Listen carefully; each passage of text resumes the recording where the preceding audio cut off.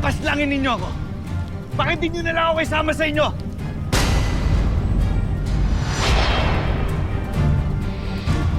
Dahil tulad ninyo, ay hindi ko na rin nais pumanig sa mga diwata at sa peryan.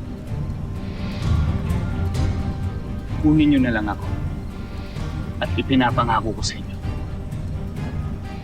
na magiging makabuluhan ako.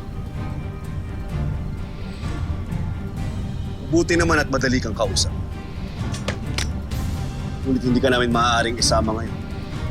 Lalo na't minsan ay iniwan mo na kami. Kailangan mo munang patunayan ang iyong sarili. Ngayon ay kailangan namin ng ulat mula sa Lireo. Sa kakayahan nito na ipagtanggol ang kanyang sarili sakaling lusubin namin ang inyong palasyo.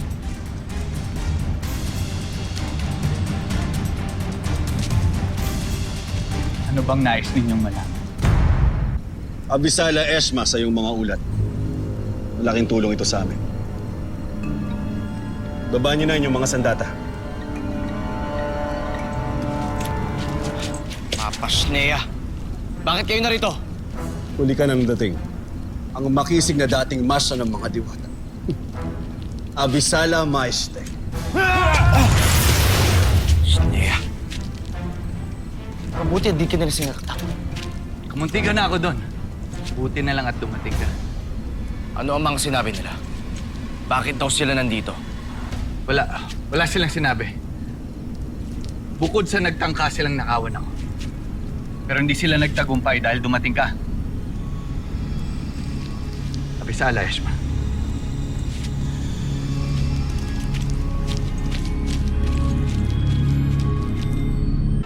Hindi ako nagsisinungaling, mga kaibigan.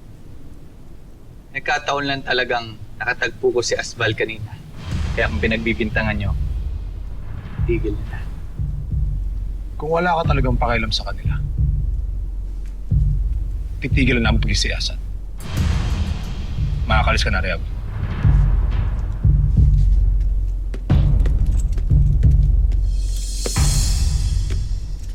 Ano pakiramdam mo, Hitano? Sasabi kaya siya ng totoo? Hindi ko natitiyak. Kaya huwag ka mag-alala. Malagi ko siyang susubaybayan. Mabuti kung ganun. Dahil ayoko mapasok muli ng isang taksil ang Lireo.